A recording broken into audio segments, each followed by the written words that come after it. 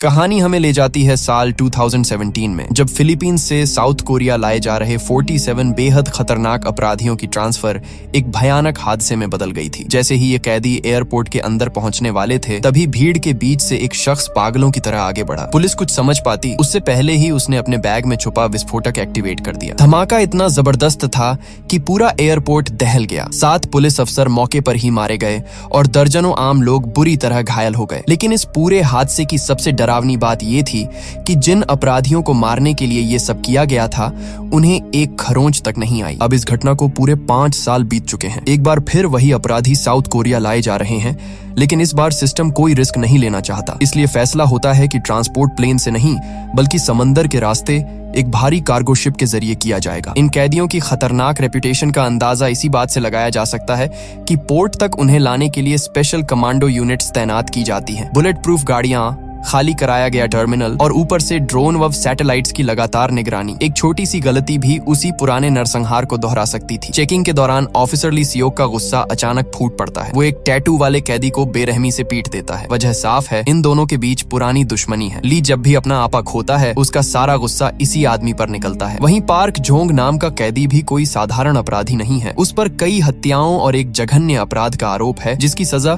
अब उसे कोरिया में मिलने वाली है। इसी बीच कैमरा एक और कैदी पर जाता है, जो देखने में शांत, मासूम और बिल्कुल हार्मलेस लगता है। लेकिन सच्चाई ये है कि यही शख्स इन सब में सबसे ज्यादा खतरनाक है। उसकी चुप्पी ही उसकी सबसे बड़ी ताकत है। उधर एक डॉक्टर अपनी नर्स के साथ पोर्ट पर पहुंचता है। दोनों को इसी शिप के साथ कोरिया जाना है, लेकिन उनका असली मकसद अभी किसी को नहीं पता। इसी समय ऑपरेशन का मास्टरमाइंड वूम कार्गो नेविगेशन हेडक्वार्टर में एंट्री करता है। उसके लोग कंट्रोल रूम में मौजूद सभी स्टाफ को बाहर निकाल देते हैं और पूरा सिस्टम अपने कब्जे में ले लेते हैं। अब हर स्क्रीन, हर रडार और हर सिग्नल उन्हीं के हाथ में है। आखिरकार सभी कैदियों को शिप के अंदर लॉक कर दिया जाता है। समुद्र के बीच पहुंचते ही ली सियोक सख्त चेतावनी देता है कि अब किसी भी तरह की हरकत की कोई गुंजाइश नहीं है। यहाँ से भागने का मतलब सीधा मौत है। लेकिन सवाल ये है, क्या ये सफर सच में इतना कंट्रोल में रहेगा, या समंदर के बीच एक बार फिर खून और तबाही लिखी जा चुकी है। जहाँ एक तरफ पूरे शिप पर तैनात अधिकारी अपनी अपनी ड्यूटी संभाल चुके थे, वहीं दूसरी तरफ वही डॉक्टर चुपचाप अपनी अगली चाल चल रहा था। वो इधर उधर नजर डालता है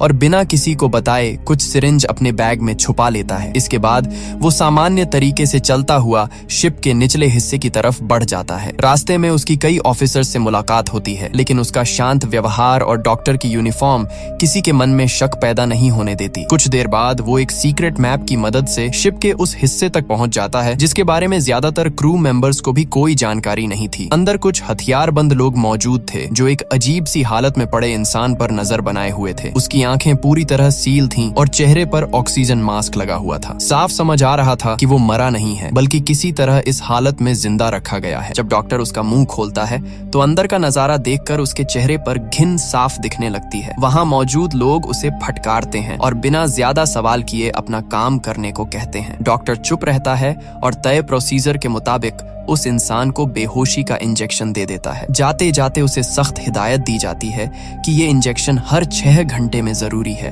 क्योंकि अगर जरा सी भी देर हुई तो ये जिंदा लाश काबू से बाहर हो सकती है। दूसरी ओर कैदियों को खाना दिया जा रहा था। खाने के डिब्बे मिलते ही ज्यादातर कैदी उस पर टूट पड़ते हैं, लेकिन पार्क जोंग अलग ही अंदाज में शांत बैठा रहता है। उसकी नजरें लगातार आसपास घूम रही थीं, जैसे वो किसी सही मौके का इंतजार कर रहा हो। तभी पता चलता है कि उसके मुंह के अंदर एक छोटा सा मेटल का टुकड़ा छुपा हुआ है, जिसे वो काफी समय से संभाल कर रखे हुए था। जैसे ही कुछ देर के लिए पुलिस वाले अपनी जगह से हटते हैं, पार्क मौका देखकर उस मेटल पीस को बाहर निकालता है और धीरे धीरे अपनी हथकड़ियों को ढीला करने लगता है। पास बैठा एक और कैदी ये सब देख लेता है और उसके चेहरे पर भी उम्मीद की हल्की सी चमक आ जाती है। उसे लगने लगता है कि शायद यहाँ से निकलने का रास्ता सच में मौजूद है। इसी दौरान शिप पर काम करने वाले कुछ लोग, जिन्हें किचन ड्यूटी दी गई थी, हरकत में आ जाते हैं। उनमें से एक आदमी कैदियों के लॉक खोल देता है और फिर अपने साथियों के साथ एक छुपे हुए कमरे में जाता है, जहाँ पहले से हथियार जमा करके रखे गए थे। जो भी हथियार उनके हाथ लगता है वो उठा लेते हैं और बिना आवाज किए आगे बढ़ते हैं। लेकिन किस्मत ज्यादा ज्यादा देर तक उनका साथ नहीं देती। गैलरी से गुजरते वक्त एक सूटकेस गलती से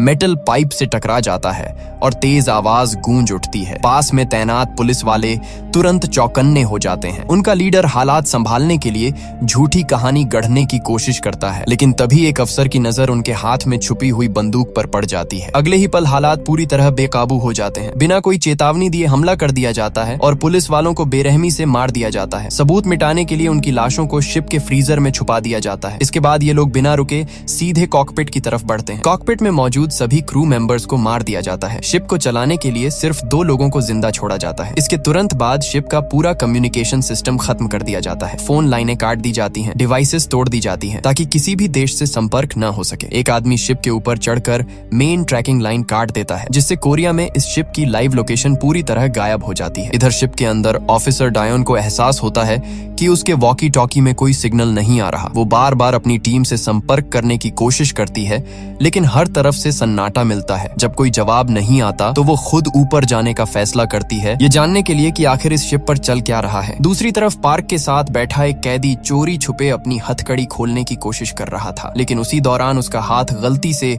एक मेटल पाइप से टकरा गया और हल्की सी आवाज गूंज गई। आवाज सुनते ही पास में तैनात एक पुलिस अफसर तुरंत वहां पहुंच गया। उसने देखा कि एक कैदी का लॉक खुल चुका है और हालात समझते ही अलर्ट हो गया, लेकिन इससे पहले कि वो कुछ कर पाता, पार्क ने पीछे से अचानक हमला कर दिया। पार्क ने उसे संभलने का मौका तक नहीं दिया। कुछ ही पलों में उस अफसर को बुरी तरह घायल कर दिया गया और वहीं उसकी जान चली गई। इसके बाद हालात पूरी तरह बिगड़ जाते हैं। पार्क के बाकी साथी भी एक एक कर ऑफिसर्स पर टूट पड़ते हैं और सेल एरिया तक पहुंचते पहुंचते हर तरफ अफरा तफरी मच जाती है। चारों तरफ चीख पुकार और खून से भरा सन्नाटा फैल जाता है। पार्क अब पूरी तरह कंट्रोल में आ चुका था। वो साफ शब्दों में अपने लोगों को आदेश देता है कि कोई भी रास्ते में बचे नहीं। इस दौरान एक अफसर को वो खुद खत्म करता है और उसे तड़पते हुए देखता रहता है, जैसे उसे इस दर्द से अजीब सा सुकून मिल रहा हो। उधर ऑफिसर डायोन ली को ढूंढते हुए डेक तक पहुंच जाती है। तभी उसकी नजर ऊपर आते हुए डॉक्टर पर पड़ती है। वो तुरंत सवाल करती है कि डॉक्टर नीचे क्या कर रहा था। डॉक्टर थोड़ा घबरा जाता है और जवाब सोच ही रहा होता है कि तभी ली वहां पहुंच जाता है और बात वहीं रुक जाती है। उसी समय एक और ऑफिसर देख लेता है कि कोई आदमी शिप के ऊपर चढ़ रहा है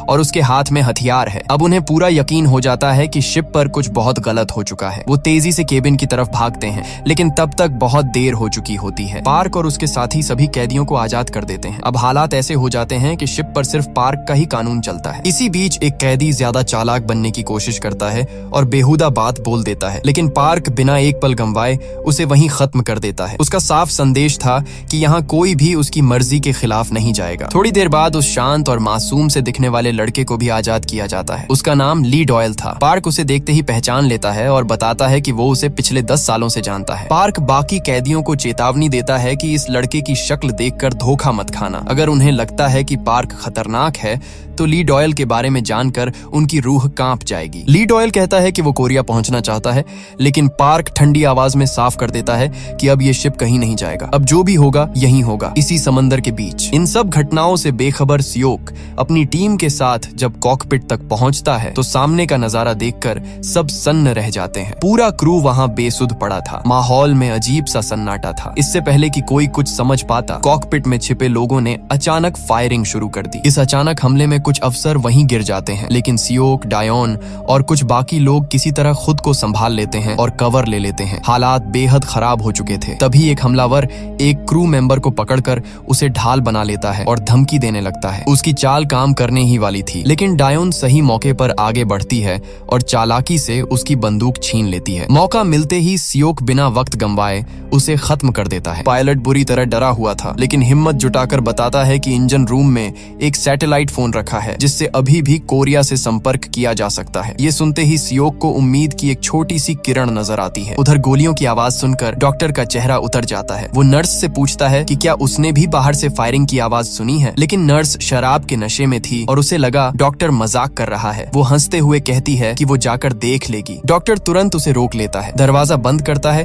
और कमरे को अंदर से लॉक कर देता है। इस वक्त शिप पर हालात ऐसे बन चुके थे कि पुलिस को लग रहा था कि कैदी ही सबसे बड़ा खतरा है और कैदियों को लग रहा था कि पुलिस उनकी जान के पीछे पड़ी है। लेकिन किसी को भी ये अंदाजा नहीं था कि असली खतरा तो नीचे शिप के सबसे गहरे हिस्से में जाग चुका है। समय पर दवा न मिलने की वजह से वो इंसान जिसे सब मरा हुआ समझ रहे थे अब फिर से हरकत करने लगा था। इसी दौरान पार्क अपने लोगों के साथ इंजन रूम की तरफ बढ़ता है। रास्ते में जो भी उनके सामने आता है वो उसे रोकने की जरूरत तक नहीं समझते। इंजन रूम में पहुंचकर वो वहां मौजूद बचे हुए लोगों को काबू में कर लेते हैं और सबसे पहले सैटेलाइट फोन को पूरी तरह नष्ट कर देते हैं। अब शिप का बाहरी दुनिया से कोई संपर्क नहीं बचता। चीफ इंजीनियर डरते हुए कहता है कि उसके बिना ये शिप आगे नहीं बढ़ सकती। उसकी बात सुनकर कैदी ठाका लगाते हैं। उनका मकसद शिप चलाना था ही नहीं। वो कहते हैं कि यही बात उसके बाकी साथी भी कह चुके थे। पार्क आगे बढ़ता है लेकिन तभी ली बीच में आकर उसे रोक देता है और साफ कहता है कि अब बहुत हो चुका है। दोनों के बीच टकराव होने ही वाला होता है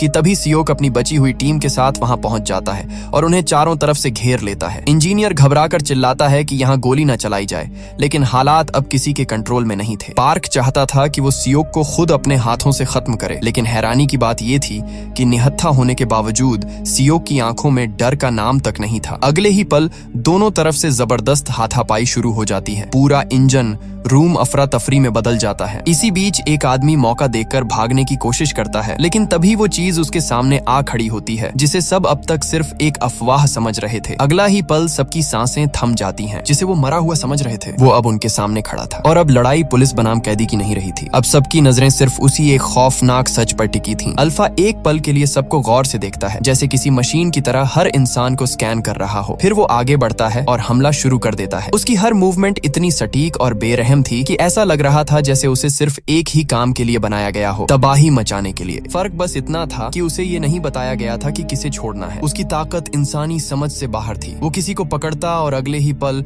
वो इंसान बेहोश होकर जमीन पर गिर जाता। पूरे इंजन रूम में खौफ फैल चुका था। लोग कांप रहे थे, कोई भागने की हिम्मत तक नहीं कर पा रहा था। लेकिन इसी बीच ली पर कैमरा जाता है। हैरानी की बात ये थी कि उसकी आंखों में डर बिल्कुल नहीं था। वहीं सियोक जब अल्फा पर हमला करने की कोशिश करता है तो अल्फा उसे आसानी से पीछे फेंक देता है। पार्क उसे रोकने के लिए लगातार फायरिंग करता है, लेकिन गोलियों का उस पर कोई असर नहीं होता। उल्टा जो भी चोट लगती है वो कुछ ही सेकंड में भर जाती है। अब साफ हो चुका था कि उसे मारना इतना आसान नहीं है। बाकी लोग किसी तरह जान बचाकर भाग निकलते हैं, लेकिन अल्फा की नजर सिर्फ पार्क पर टिकी होती है। वो उसका पीछा करता है। दोनों आमने सामने खड़े होते हैं। पार्क अब भी यही समझ रहा था कि वो इस लड़ाई को जीत सकता है, लेकिन उसे अंदाजा नहीं था कि वो किससे टकरा रहा है। कुछ ही पलों में पार्क पूरी तरह बेबस हो जाता है। अल्फा का हमला इतना भारी था कि पार्क को संभलने का मौका तक नहीं मिलता। कुछ ही देर में उसका आतंक वहीं खत्म हो जाता है। अब शिप पूरी तरह बेकाबू हो चुका था। उसे चलाने वाला कोई नहीं बचा था और तभी पूरे शिप में वार्निंग सायरन गूंजने लगते हैं। अफरा तफरी मच जाती है। इसी बीच अल्फा सियोक को पकड़ लेता है। हालात ऐसे थे कि उसकी जान जाने ही वाली थी, लेकिन ठीक उसी वक्त ली बीच में कूद पड़ता है और किसी तरह उसे छुड़ा लेता है। डायोन अल्फा को रोकने के लिए फायरिंग करती है, लेकिन उसकी बॉडी इतनी तेजी से रिकवर कर रही थी कि गोलियों का कोई असर नहीं हो रहा था।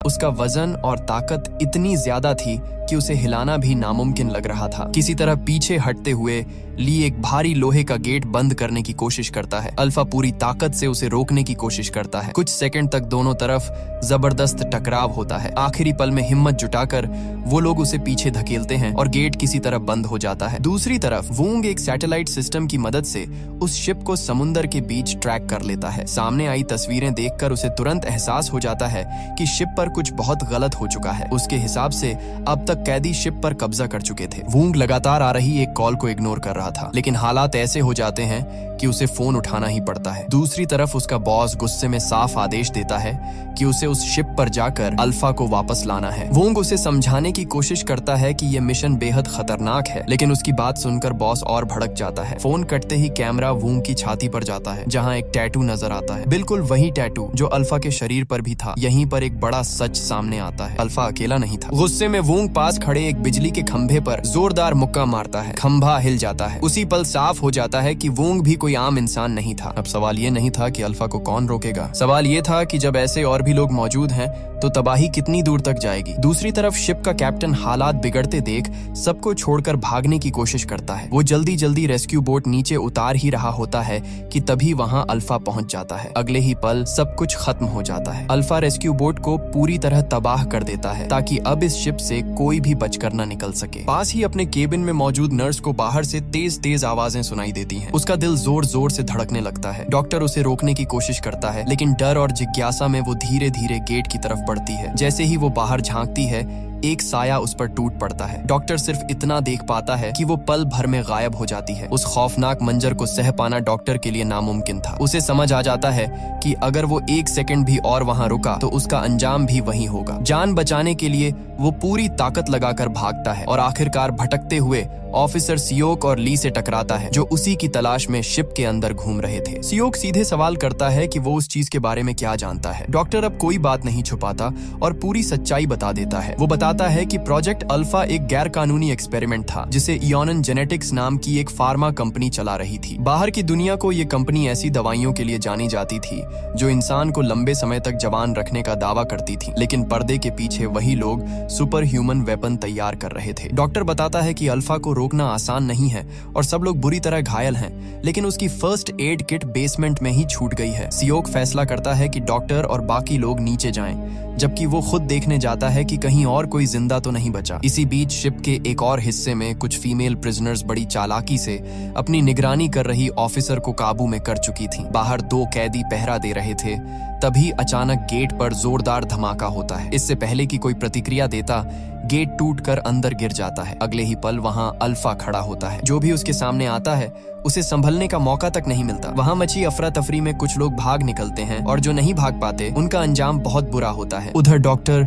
ली और बाकी लोग बेसमेंट तक पहुंच चुके थे। वहां का नजारा देखकर ली एक पल के लिए रुक जाता है। जिन गार्ड्स को अल्फा पर नजर रखने की जिम्मेदारी दी गई थी वो सब वहां पड़े थे। चारों तरफ तबाही के निशान साफ दिख रहे थे। डॉक्टर को राहत मिलती है जब उसे अपनी फर्स्ट एड किट वहीं मिल जाती है। वो तुरंत एक घायल बूढ़े कैदी का इलाज शुरू कर देता है। ली भी बुरी तरह जख्मी था, लेकिन अजीब बात ये थी कि वो अपने घाव किसी से छुपाने की कोशिश कर रहा था, जैसे वो नहीं चाहता हो कि कोई उसकी हालत समझ पाए। शिप पर अब साफ हो चुका था कि हालात इंसानों के हाथ से निकल चुके हैं। अब सवाल सिर्फ बचने का नहीं था, सवाल ये था कि इस तबाही को रोकेगा कौन। इसी दौरान डायोनन के हाथ एक सीक्रेट फाइल लगती है। फाइल के कवर पर लिखा था कि इसमें 1943 के कुछ सोल्जर्स का रिकॉर्ड है। जैसे ही वह पन्ने पलटती है, उसकी नजर एक पुरानी तस्वीर पर टिक जाती है। उसे देखते ही उसका चेहरा सख्त हो जाता है। ये वही शख्स था जिसने इस शिप पर तबाही मचाई हुई थी। डायोनन आगे बढ़ती है और जो सामने आता है वो और भी डरावना था। उस आदमी का जन्म 1911 में हुआ था, यानी वह 100 साल से भी ज्यादा वक्त से जिंदा था। रिकॉर्ड बताता है कि 1943 में उसे जबरदस्ती जापानी आर्मी के लिए वर्ल्ड वॉर 2 में झोंक दिया गया। जंग के दौरान उसका एक हाथ चला गया और जैसे ही वह उनके किसी काम का नहीं रहा, उसे कैद कर लिया गया। यहीं से कहानी और भी अंधेरी हो जाती है। उस पर खतरनाक एक्सपेरिमेंट्स किए गए। डॉक्टर की नोट्स में साफ लिखा था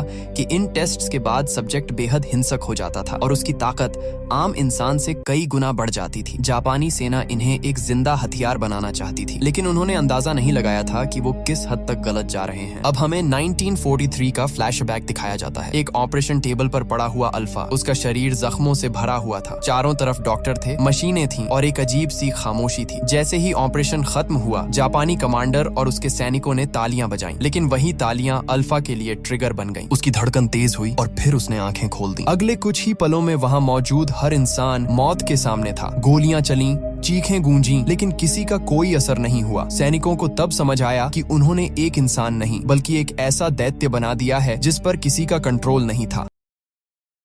एक डॉक्टर ने उसे बंद करने की कोशिश की, लेकिन वो उसकी सबसे बड़ी गलती साबित हुई। इसके बाद अल्फा इस शिप तक कैसे पहुंचा, ये आज भी एक अनसुलझा राज ही था। वर्तमान में लौटते हैं। सियोक जब फीमेल प्रिजनर्स के सेल तक पहुंचता है तो वहां भी सिर्फ सन्नाटा और लाशें मिलती हैं। कुछ ऐसी हालत में थीं कि देखकर समझ आ जाता है कि उन्हें बचने का मौका तक नहीं मिला। उधर बचे हुए लोग जान बचाकर लिफ्ट में घुसते हैं। लिफ्ट नीचे जा ही रही होती है कि अचानक ऊपर से जोरदार झटका लगता है। अल्फा लिफ्ट पर कूद चुका था। एक झटके में केबल टूट जाती है और लिफ्ट हवा में अटक जाती है। लोहे की चादर उसके हाथों में कागज की तरफ फट जाती है। एक कैदी को वह पकड़ लेता है। सियोक दौड़ता हुआ आता है। वह एक फीमेल प्रिजनर को बाहर निकालने में कामयाब हो जाता है, लेकिन दूसरा कैदी पीछे रह जाता है। उसे भी पता था कि वो बच नहीं पाएगा, इसीलिए वह आखिरी दम तक अल्फा को रोकता है। कुछ ही सेकंड बाद लिफ्ट टूट जाती है और दोनों नीचे गिर जाते हैं। धमाके की आवाज पूरे शिप में गूंज जाती है। सियोक जब नीचे झांकता है तो हैरान रह जाता है। अल्फा अब भी जिंदा था। उसी वक्त वुंग अपनी टीम के साथ शिप पर पहुंच चुका था। लैंड करने से पहले उसके लोग खुद को सुपर सोल्जर सीरम इंजेक्ट करते हैं, जिससे उन्हें थोड़ी देर के लिए असामान्य ताकत मिल जाती है। इधर सियोक जान बचाकर किचन में घुसता है। वह दरवाजा बंद कर देता है और एक कैदी को फ्रीजर में छिपने को कहता है, लेकिन अल्फा को रोकना इतना आसान नहीं था। वह दरवाजा तोड़कर अंदर आ जाता है। गोलियां बेकार साबित होती हैं। सियोक पूरी ताकत से लड़ता है, चोट खाता है, गिरता है, फिर उठता है। उसके अंदर डर नहीं, सिर्फ जिद थी। लेकिन आखिरकार अल्फा का एक वार सब खत्म कर देता है। सियोक वहीं गिर जाता है। फ्रीजर के अंदर छिपी फीमेल प्रिजनर से गलती से आवाज निकल जाती है। अल्फा बाहर से ही रुक जाता है। वह शरीर की गर्मी महसूस करके शिकार ढूंढता था। लड़की सांस रोककर लाशों के बीच पड़ी रहती है। अल्फा उसके इतना करीब आ जाता है कि उसकी सांसें महसूस होने लगती हैं, लेकिन अंदर की ठंड उसकी जान बचा लेती है। उसी पल हेलीकॉप्टर की आवाज गूंजती है। अल्फा का ध्यान उधर चला जाता है और वो वहां से चला जाता है, लेकिन खतरा अभी टला नहीं था। वुंग जैसे ही शिप के अंदर कदम रखता है, उसके चेहरे पर हल्की सी मुस्कान आ जाती है। चारों तरफ लाशें बिखरी पड़ी थीं। ऐसा लग रहा था जैसे यहाँ कोई जंग नहीं बल्कि कत्लेआम हुआ हो। उसके सोल्जर्स एक एक डेक,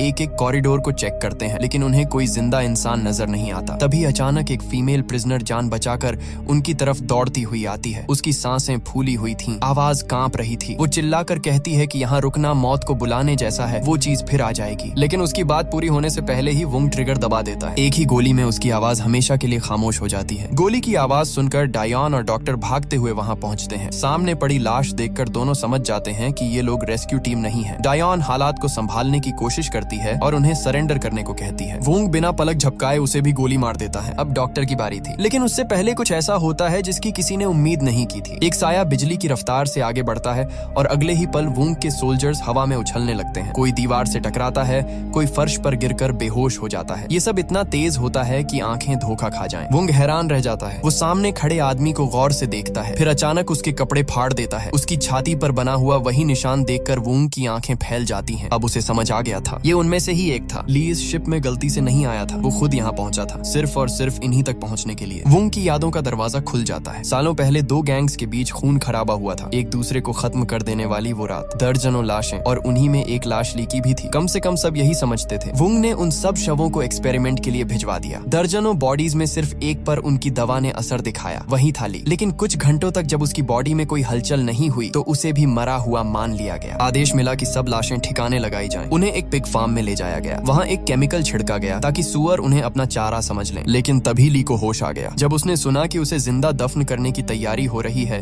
तो उसने वहाँ मौजूद हर एक आदमी को मार डाला। खून से लथपथ उस जगह से वो भाग निकला। उसी दिन उसे एहसास हुआ कि वो अब पहले जैसा इंसान नहीं रहा। उसने अपनी ताकत छुपाने की कोशिश की, दुनिया से दूर रहने लगा। चाहता था कि उसका अतीत वहीं दफन रहे, लेकिन वुंग ने उसे चैन से जीने नहीं दिया। उसने ली की फैमिली को ढूंढ निकाला। उसकी पत्नी, उसका बेटा, दोनों को बेरहमी से मार दिया गया और वहीं से ये खेल शुरू हुआ। शिप पर जो कुछ भी हुआ, जो खून बहा, जो मौतें हुई, वो सब अचानक नहीं था। ये सब ली की सालों पुरानी प्लानिंग का हिस्सा था। वो सिर्फ बचने नहीं आया था, वो बदला लेने आया था। ली और वुंग की भिड़ंत अपने चरम पर थी कि तभी अचानक माहौल बदल जाता है। भारी कदमों की आवाज आती है और अगले ही पल अल्फा वहां आ खड़ा होता है। उसकी मौजूदगी से ही हवा भारी लगने लगती है। वुंग बिना घबराए अपने सोल्जर्स को आदेश देता है, बाकी कहीं भी नहीं, सिर्फ इसके सिर पर फायर करना। आदेश मिलते ही गोलियों की बरसात शुरू हो जाती है। अल्फा खुद को ढाल बनाते हुए आगे बढ़ता है। गोलियां उसके शरीर से टकराकर गिरती जाती हैं और वो एक एक करके सोल्जर्स को बेरहमी से खत्म करता चला जाता है। इसी अफरा तफरी में डॉक्टर और वो कैदी मौका देखते ही वहां से भाग निकलते हैं। बाहर पहुंचते ही उनकी नजर हेलीकॉप्टर पर पड़ती है जो अब भी वहीं खड़ा था। दोनों बिना सोचे समझे उसमें कूद जाते हैं और पायलट के सिर पर बंदूक रखकर उड़ने का हुक्म देते हैं। लेकिन यही उनकी आखिरी गलती साबित होती है। पायलट पलटकर एक पल में दोनों को गोली मार देता है और इसी के साथ इस शिप पर मौजूद हर आम इंसान की कहानी खत्म हो जाती है। अब यहाँ सिर्फ मेटा ह्यूमंस बचे थे। अंदर वुंग और अल्फा आमने सामने थे। अल्फा ने उस पर हमला किया, लेकिन वुंग बाकी लोगों जैसा आसान शिकार नहीं था। वो मुस्कुराते हुए कहता है, तुम बहुत कीमती हो, अफसोस तुम्हें खत्म करना पड़ रहा है, लेकिन चिंता मत करो, तुम्हारा रिप्लेसमेंट तैयार है। इसके बाद जो हुआ